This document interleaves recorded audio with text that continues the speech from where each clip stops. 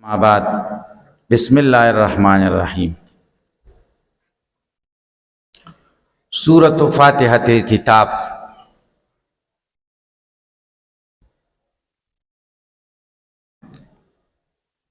د دې ځاینا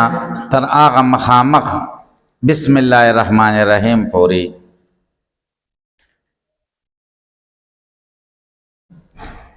د سورۃ فاتحه نمونه بیانای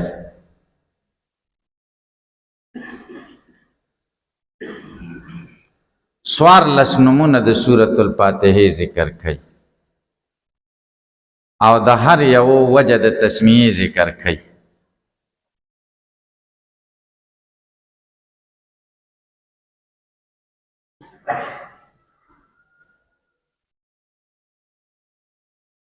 دا زده کوي چې د سورتونو اسماء د نمونه توقیفي دي توقیفي دا معنا موقوف علی السماع من الشارع دي د شارع نه چې څنګه نمونه راغلي دي مکه شان نوم بوای لکه د شارع نه د سورۃ بقره نوم سورۃ البقره راغلی دی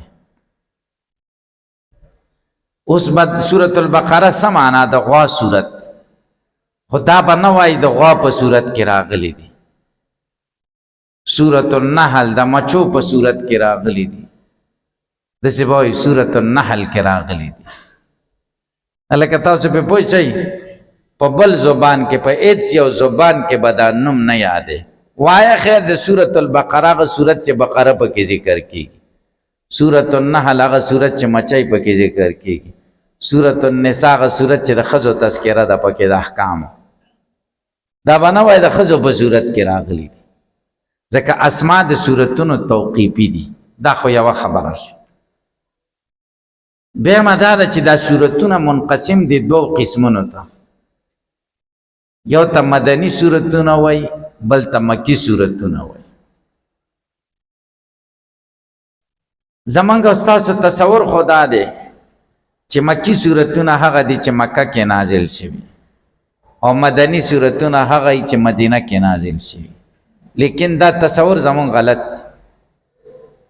ډیر صورتونه یا آیاتونه دی هغه په مکه کې نازل شوي دی او موږ ورته مدنی وایو یا د سې صورتونه او د سې آیاتونه مشته چې نه مکه کې نازل شوي دی او نه مدینه کې د مکه او مدینه نه بار سفر کې نازل شوي بیا باغی له سوای تاسو به پوښتنه نو صحیح خبره ده مکی صورتونه هغه ته وایي چې د هجرت نه وړاندې نازل شوي او مدني صورتونه هغه ته وایي چې د هجرت نه بعد نازل شوي دا دروازه ده بند ده خلاص یک خان کلاو دی کلاو پرې ده نو مکی هغه ته وایي چې د هجرت نه مخکې نازل شوي او مدنی هغه ته وایي چې د هجرت نه بعد نازل شوی وي رسول الله صلی الله علیه وسلم د فتح نه بعد مکه کې او ډیر آیاتونه راغلي دي اوس هغه تمنګ څنګه دغه وای مکی خورته نشو ویلې کنه لکه تاسو په پوښتنه کې په پوښتنه نشي په دې خبره پوښتنه اوس مکی سورتونه دي او پاره کې مدنی آیاتونه دي مدنی صورتونه دی هغه کې مکی آیاتونه دي ډېر به تاسو بیا وګورئ اوس به دې صورت تمنګ مکی وایو که مدنی به ورته وایو آیاتونه پکې مدنی صورت کې مکی آیاتونه وي مکی صورت کې مدنی آیاتونه ډېر ګڼ داسې دي دې ته به څه وایي نو دې کې د عالمانو درې رایې دي یوه رایه دا ده چې فیصله به په اکثر کې که اکثر آیاتونه مکی و نو مکی دی او که اکثر آیاتونه مدنی و نو مدنی دی یوا دویمه دا ده دویمه رایه دا ده چې نه اعتبار به ابتدا ته ورکې که د صورت ابتدایي آیاتونه مکی و نو دا صورت مکی دی او که ابتدایي آیاتونه مدنی و نو دا مدنی دی دا دوه رایې شوې درېیمه رایه دا ده چې انتها ته به اعتبار ورکې منتها ته چې د صورت اخرنی آیاتونه مکی و نو مکی وي او که اخرنی آیاتونه مدنی و نو مدنی وي الکه تاسو په پوي شي کې په پوي اوس به مکی او مدني مونږ څنګه پیژنو چې دا مکی صورت ته او دا مدني صورت ته مونږ به څنګه پیژن اوس قرآن کې مونږ له آسان دي سورۃ البقره مدنیتون سورۃ الفاتحه مکیتون بس آسان شو خود دې پیژنګلو دننه څنګه د مضمون په اعتبار سره به مونږ څنګه پیژن الکه دې پر قواعد دي قیدو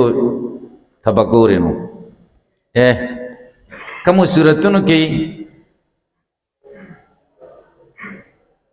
چې عقاید ډېر بیان شوي وو لکه توحید اثبات د رسالت اثبات د قیامت دا به مکی صورتونه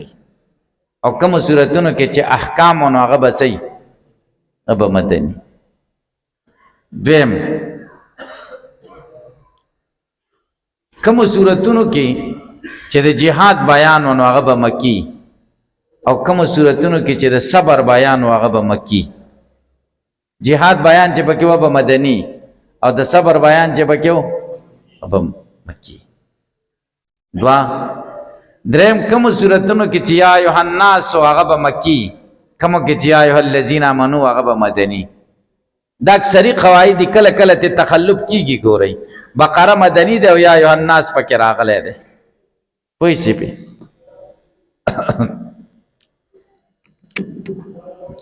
سلورم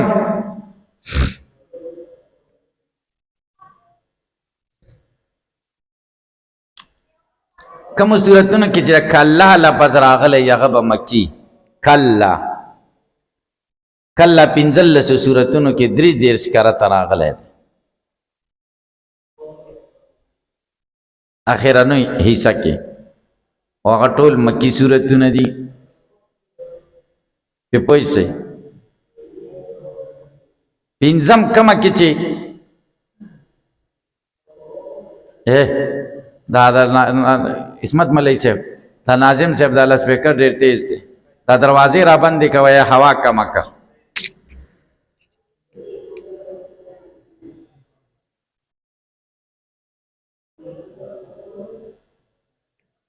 تاسې په خبره پوه شئ که پې پوه نه شئ ما چې اوس بره سبق ویلی اواز دلته راته پنځمه وجه مکی صورتونو کې تشبیحات او استعارات ډیری ذخیره د الفاظو کمی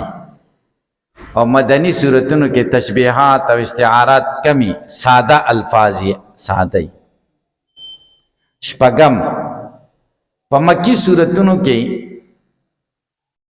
د جماعت بیان نه مدنی صورتونو کې د جماعت بیان تنظیم د جماعت اجتماعی زندگی وم مکی صورتونو کې عام طور د منافقینو بیان نه مدنی صورتونو کې د منافقینو بیان اتم مکی صورتونو کې مخاصمه مقابله صرف د مشرکانو سره بس جانب مقابل یو ډله مشرکان او مدنی صورتونو کې مخاصمه د څلورو ډلو سره مشرکان یهود نصارا او منافقین تاسو ویلی دي په الفوز الکبیر کې ویلی چې قران کې 5 علم دی او په علم المخاصمه ده او مخاصمه د څلورو ډلو سره ده دا ګوري مدنی صورتونو کې د ټول قران کې نه ده په پوهیږئ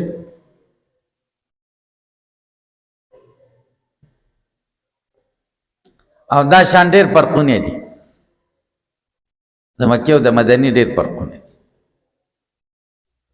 سورۃ الفاتحه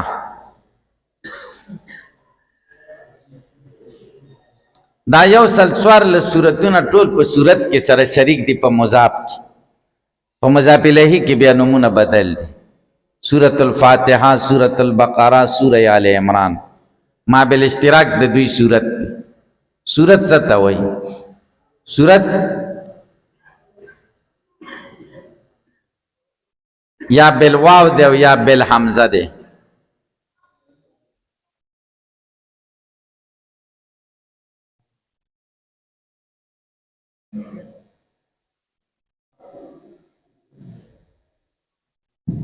کچرته واو اصلی شي صورت نو صورت ته صورت ځکه وایي چې دا ماخوذ دی د سور البلد نه. سور البلد هغه دیوال ته وایي چې خار نه چاپېرې پخوا به خار څلور دیوالونه به دروازې به وي. پېښور کې هم پخوا داسې و که نه دروازې اوس دي که نه اسمایي دروازه بل ته کومه وایي شرقي دروازه ګیټونه دي که نه نو دې دیوال به چې چاپېر او دې ته به سور البلد ویلي. سور البلد دا محیط و په بلد څو محیط و په بلد احاطه په بلد کړی و او صورت هم محیطی په آیاتونو نو ځکه ورته صورت وایي. دویم یا دا ماخوذ دی د سور نه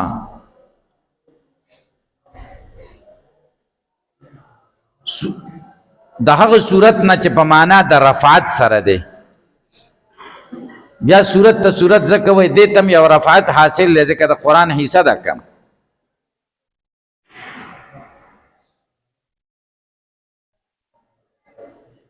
او که دا واو منقلب من الحمزه شي نو بیا سورت شه سورت.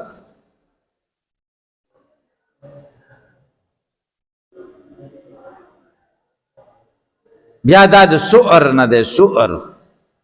بقیې ته وایي پاتیشونې ته او پاتیشونې د شی بعضې د شی نو صورت ته صورت ځکه وایي چې دا بعضې د شی دی د قرآن بعضې حصه ده که هلکه پرې پوه شئ نو ځکه ورته صورت. سورة فاتحة الكتاب سورت د شروع د کتاب یا سورت د خلاصېدو د کلاوېدو د کتاب. سورة الفاتحه څه معنا سورت د کلاوېدو یا سورت د شروع. فتح شروع تم وایي افتتاح مې وکړه او فتح کلاوېدو تم وایي زد بیا انغلاق دی غلق که زد غلق راشي نو څه شو کلاوېدل او که زد ختم راشي بیا شروع. دا دواړه خبرې پکې شته. دا یو نوم فاتحة الکتاب وتسمى ام القرآن. ام القرآن هم ورته وایي چې ام القرآن اصل قرآن. ولی لأنها ځکه دا سورة فاتحه مفتتحه ومبدأه فكأنها اصله ومنشأه. دا سورت زید خلاصېدلو د دې دی زید خلاصېدلو د چا دی هلکه تا خو ما ته ویلې یلکه تا ته ویم تا ما ته پرون څه ویلې چې زه په 4 بجې راځم تا ما ته څه ویلې تا ته وایم سپینې خولۍ والا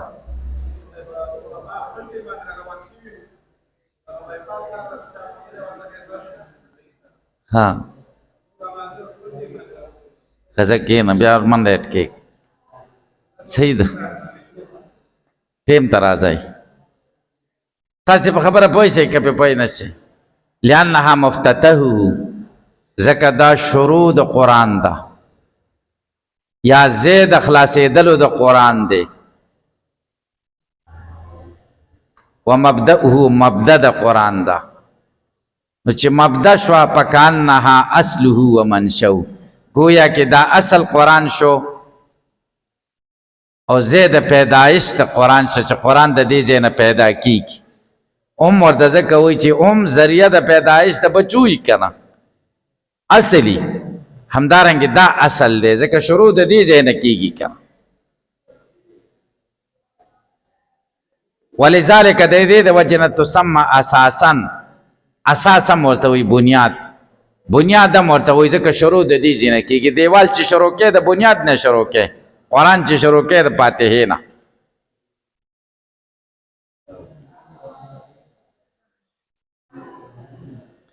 دویمه دا ده دا دویمه وجه د تسمیې ذکر کوي چې ام القرآن ورته ځکه وایي اصل چې قرآن کریم کې سدي په ټولو باندې دا مشتمله ده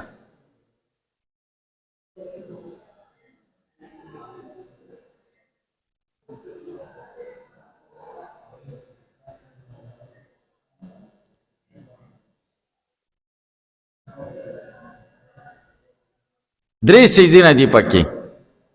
قرآن کې درې سیزونه دي ثنا علی الله د خدای صفاتونه دویم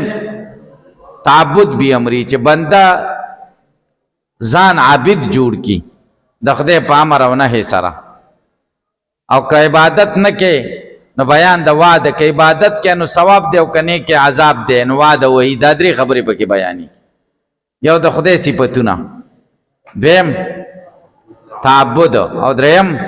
وعده وایي او دا درې وانه سيزونه په سورته فاتحه کې شته ثنا علی الله په کوم ځای کې ده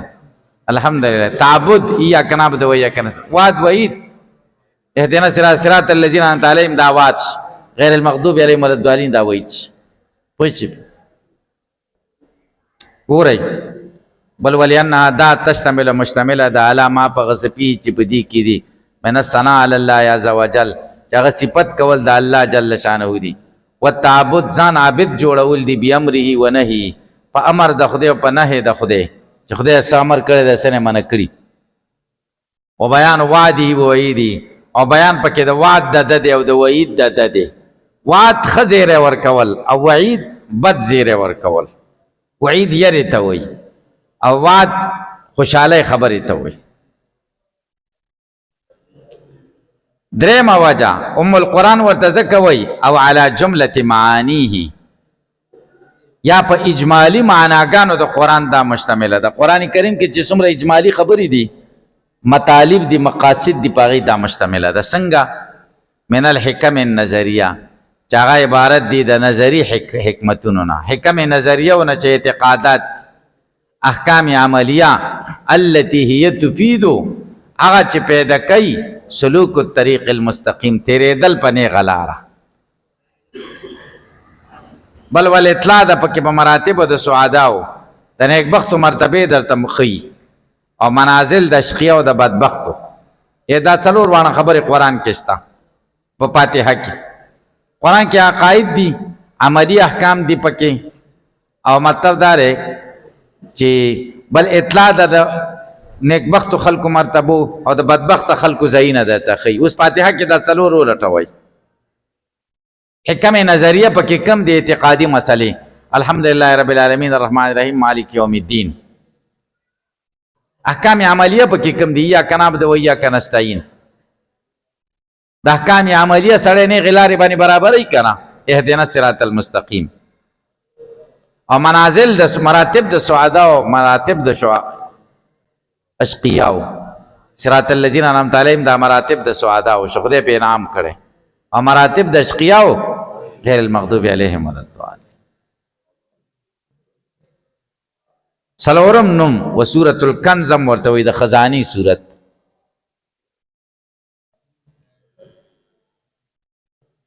والواپیه سورت واپیم ورته وي پورا ده مقاصد په لحاظ سره پورا والکافیم ورته وي کافی ده د هر مرض د پاره کافی ده لذالک دم دی وجنا سورت کنز ورته وي خزانه ده یعنی دا ثنا علی الله ده پکې تعبد به امری و نهی او بیان د وعده وعید نو د دې خزانه شو کړ واپیه شو بس پورا ده د عقاید او د اعمال د پاره پورا ده او کاپیه کاپی د ستاره لپاره چې په دې دی عملو لذالک د دې وجنه لذالک کې وجه د تسمیه ته اشاره وشو څونو مونږ شو شپږ وم وسورۃ الحمد ورته وای اتم وشکر سورۃ الشکر ورته وای نهم ودعاء سورۃ الدعاء ورته وای لسم وتعلیم المساله سورۃ تعلیم المساله ورته وای خودل د سوال چل درته خي تعلیم المساله معنا د سوال چل خودل سورۃ تعلیم المساله دا ورته ولې ویل استعمال هاذا کدا سورۃ مشتمل دی علیها بدی سيزونو کوم سيزونو علیها زمير چا تراچه دی ټولو تراچه سورۃ الحمد ورته ولې وای په هم مشتمل سورۃ الشکر ورته ولې وای ځکه هم شکرې کړه چې هم په مقابله د نعمت کې شي خو شکر شه سورۃ الدعاء ورته ولې وای ځکه دعا ده پکې اهدنا الصراط المستقیم سورۃ تعلیم المساله ورته ولې وای ځکه موږ له سوال چل راخی قولوا اهدنا الصراط المستقیم د سوای چې موږ په کلک کې بنې غلار باندې یو لسم والصلاة او سورة الصلاة ورته وای لوجوب قرأتها و استحبابها پی ځکه واجب د قرأت د فاتحه یا مستحب د پیها پچا کی مانځ کی په مانځ کې فاتحه یا واجب دا او یا مستحب راجح قول دار چې په ټولو رکعاتونو کې سورۃ فاتحه ویل واجب دي خو زمونږ د احناف یو قول دی چې فرض په دې دوه ولنو رکعاتونو کې او په دوه وروستانو کې دا مر راجح قول نه دی مفتبیه قول نه دی خو زه به هر صورت دی یو قول خو دی کنه استحبابها کې دی ته اشاره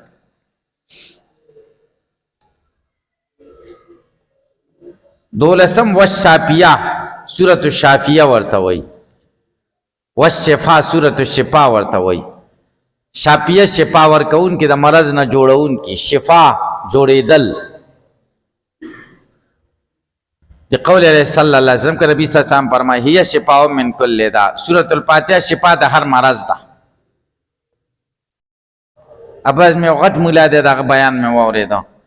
هغه ویل سورۃ الفاتحہ دواء لكل داء دواء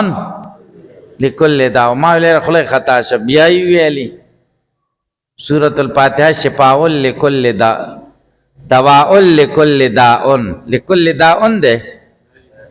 الکه تاسو په پوهیږئ کې په پوهیږئ دلته ځای ځای له تل مچا مقرر راوسته او ډېر مشهور مقرر دی نه من عالم او ډېر جذباتو کې بیانو کو نعره تکبیر چغه او سبحان الله والحمدلله دا چغه به خلق والی وای وای دا به ویلي سبحان الله وای لګ زور سره بیا به لګ زور سره او كل جديد لذيذ كل جديد لذيذ كل جديد لذيذ ده کرا اند سویلې كل جديد لذيذ ما دې قمقل توسو ته دې خبرو له د الفاظو له ډېر خیال کوي چې چرته بیان کوي نو د الفاظو له خیال کوي لفظ نه خطا شنه مجمولیان پیژنې بیا درنه نه یریږي بیا وایي مړه دا بس چې په الفاظ هغه پوه شي چې الفاظ غلط ویل بس هغه د ختم شي بیا درنه نه یریږي یقین او کبه د دوه پیسو ښکاري رسیده کنه دا الفاظو کې به کنه شي که شک دی پکې بیا تبلیغانو کار کوي حدیث شریف مفهوم کې راغلی دی مفهوم بیا بیان مفهوم شي هغه ښه کوي کنه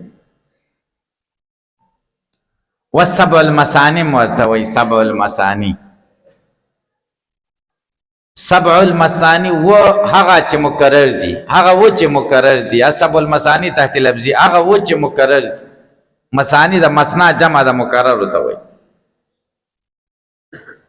مثانی د مثنا جمع ده اسم مفعول دی لکه مناهی چې د منها جمع ده مثنا بار بار ویل شوی شي ته وي مثنا سبع المثانی ورته ولې وای سبع ورته ځکه وای لانها سبع آیات بالاتفاق ځکه دا و آیاتونه دي په اتفاق سره اتفاق دی چې آیاتونه ودي د شوافی او د احناف په اختلاف پدې کې دی الا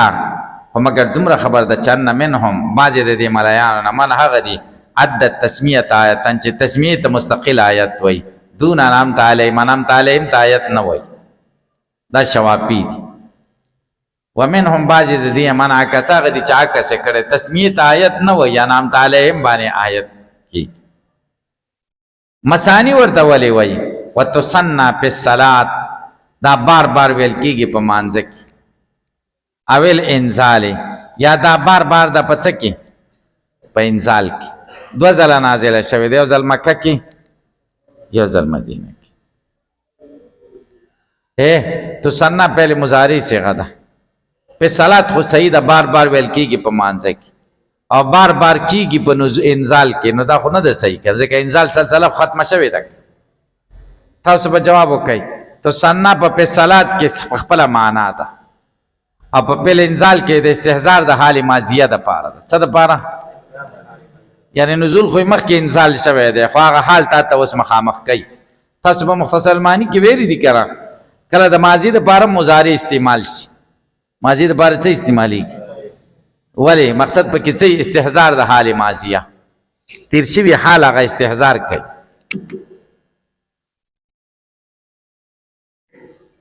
دا په انزال کې مکرره ده انصح انها نزلت کدا صحیح شي چې دا نازله شوې ده په مکه کې هینا پورې ذات صلات بالمدینه چې کله په هینا پورې ذات چې کله مونږ پرسنو سورته فاتحه نازله شو وبالمدینه په مدینه کې نازله شوې ده لما حولت القبله هر کله چې قبله ووړې ده وقد صح او صحیح حدیث دی بارک است چې دا مکی ده دلیل لقول تعالی د وجه د قول د خدینا ولقد اتیناک سبعا من المثانی تا ته مونږ درکړې د مثانی او قران عظیم هم درکړې د سورته هجر کې د سورته هجر خو مکی ده کنه پوه نه شي معلومه کی سورته هجر نمخ کې د په مکه کې نازله شوی کنه وهو د سورته هجر خو مکی ده بالنص بنص سره ځکه حدیث بارک صریح حدیث ده سورته هجر مکی ده بس په کوره کې کا صحیح ده